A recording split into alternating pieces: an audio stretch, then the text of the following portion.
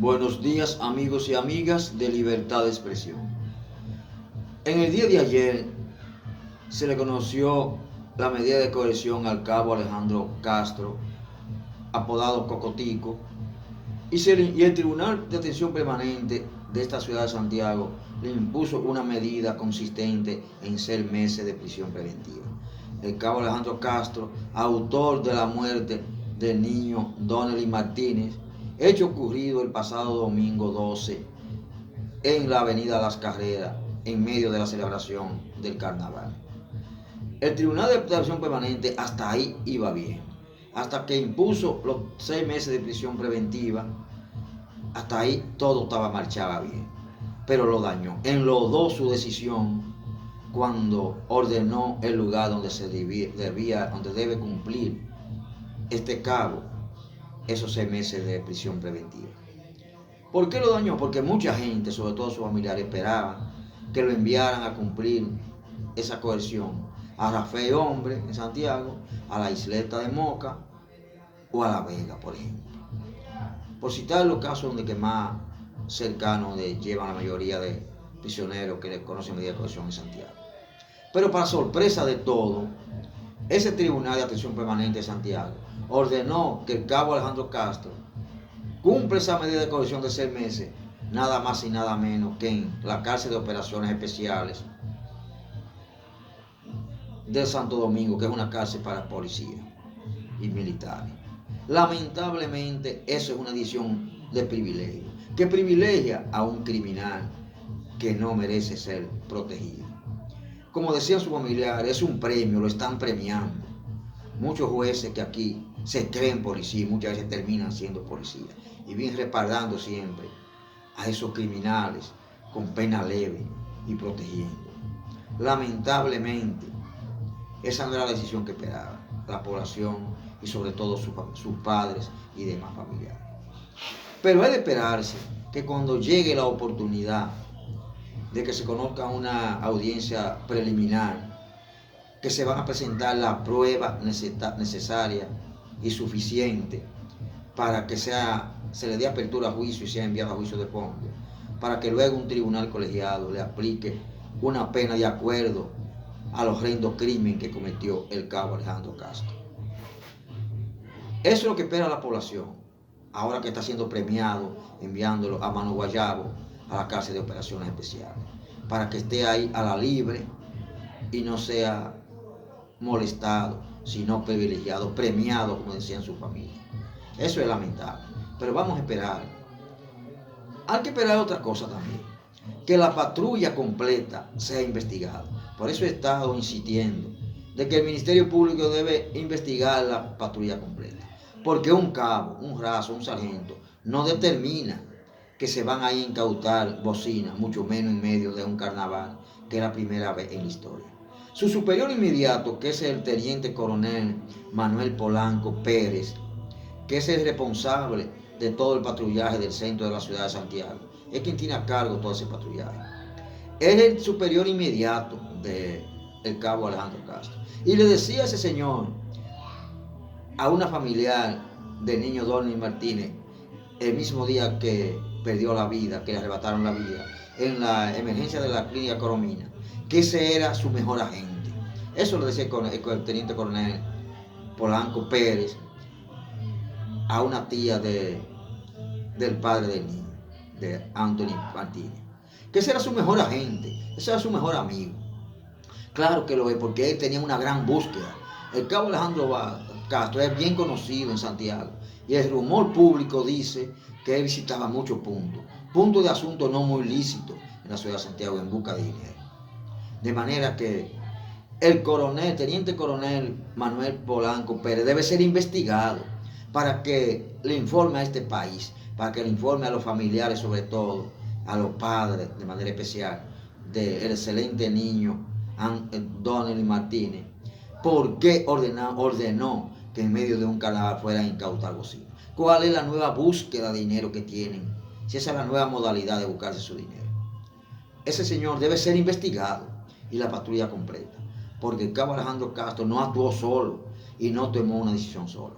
fue provocado por quienes dieron la orden. Y esa orden la dio el teniente coronel teniente coronel Manuel Polanco Pérez, superior inmediato del cabo Alejandro Castro, que es el autor de ese horrendo crimen que, repito, debe ser castigado de acuerdo al tamaño de ese horrendo crimen que cometió. Eso es lo que espera la población y sobre todo sus padres y demás familiares. Señores, el Colegio Médico marchó en el día de ayer en Bonao, exigiendo nueva vez mejores condiciones de las ARS, de las administradoras de riesgo de salud, para los médicos y para la población, en contra de las ARS, que son una estafa a los asegurados, a los contribuyentes, a la inmensa mayoría de la población, a los que no pueden pagar miles de pesos en los centros de salud privada. Las ARS, que son propiedad de los empresarios, del poderoso sector financiero, no puede continuar arrancando hasta el último centavo a la población, llevándose miles de millones de pesos cada año a costa de la explotación de la población, a costa de negarle todo. Como por ejemplo, que es una reivindicación que exige el Colegio Médico y su presidente, el doctor Zenin Cava, un 100% de cobertura en medicamentos para la población. Que esa es la principal estafa a los asegurados.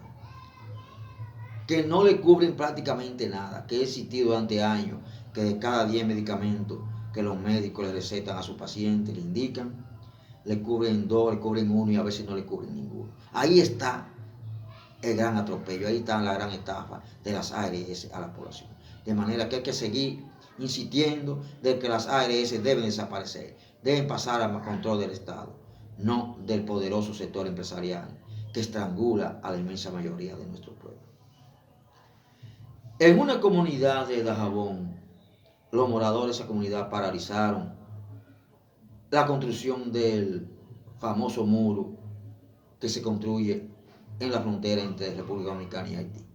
La paralizaron porque un ingeniero se comprometió a resolver los problemas de su comunidad, que han destruido la carretera y se comprometieron a llevar materiales y resolver eso. Dicen esos moradores que lo que están llevando es tierra, lodo, que cuando llueve es un lodazal. Y ellos no van a permitir que siga trabajando hasta que no les resuelvan esa situación. Y tienen toda la razón. Ese es un odioso muro que nunca debió iniciarse su construcción. Porque toda la vida se ha dicho, los muros no resuelven la situación migratoria. Los muros no paran, no son una barrera para parar la entrada de indocumentados haitianos a nuestro país. Eso solo sirve para que haya una nueva modalidad de aumentar el costo, de cómo traficar por la frontera, de cómo aumentar el tráfico humano. Los muros, mucha gente de los que hoy lo apoyan, en los gobiernos pasados estaban en contra de ese muro. Sin embargo, hoy están en silencio y otros lo están apoyando. Porque la cosa depende del color del cristal porque se mire, lamentablemente. Pero ese muro no resuelve nada. Hace muchos años que el hombre que más ha hablado aquí de cómo se frena eso, que no es con un muro, es el periodista Uchi Lora, que habló insaciablemente de cuál es la situación. Que son los verdes, como decía Uchi Lora, las papeletas que ponen en manos de mucha gente ahí, que hace que se abra la frontera para que pasen cientos de miles de indocumentados haitianos. Esa es la verdad. Entonces, la mafia, que yo tengo tiempo, también años diciendo que cada gobierno debe empeñarse en desmantelar, y le he hecho llamado muchas veces a Luis Abinader, al presidente Luis Abinader, es la mafia integrada no por sargento, por raso, por cabo, por teniente, de 5 que apresaron ahora en allanamiento en la frontera, acusados de tener una mafia de tráfico humano por esa frontera, sino los generales, los coroneles, los empresarios, los altos funcionarios consulares y de migración, que en todos los gobiernos pasados y en este gobierno de Luis Abinader lo siguen haciendo, son los responsables de hacerse millonarios, de acumular grandes riquezas a costa de la explotación de la miseria haitiana. Sí, a costa de explotar a la gente que viene de Haití en busca de trabajo, en busca de comida, huyendo de la miseria, a la insalubridad y sobre todo al terror que siembra la pandilla criminal en Haití.